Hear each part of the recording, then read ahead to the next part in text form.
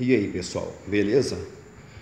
Aqui é Elton, de Cuiabá. Vou fazer um relato aqui rápido sobre um fato desagradável que aconteceu na minha viagem, que foi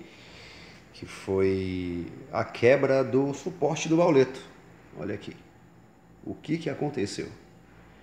Ele simplesmente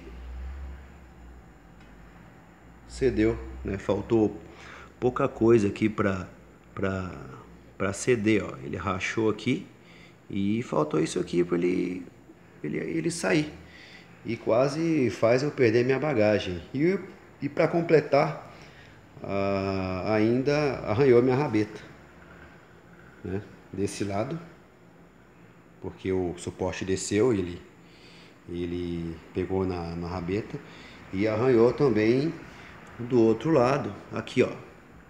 Olha lá, dá pra ver um pouco aí onde, onde a rabeta desceu e pegou na, na, na rabeta traseira. Então, fiquei bem chateado, com isso. Não gostei, vou arrancar essa merda fora, jogar no lixo, porque a gente paga caro numa porcaria dessa e essa merda não suporta. Meu baú era de.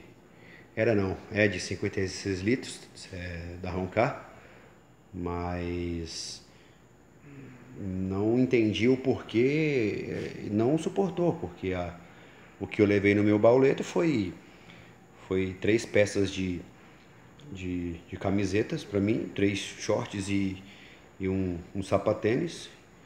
E a minha esposa levou 3 peças de blusa, 3 peças de short, e a sandália. E o restante eu levei aqui no baú da frente que, que para falar a verdade, foi o que me salvou na viagem, né? Esse baúzinho aqui de 22 litros. Então eu vou ver o que eu faço. Eu vou lá na loja onde pegou o suporte e ver o que eles me falam. E vou arrancar esse negócio fora porque fiquei chateado.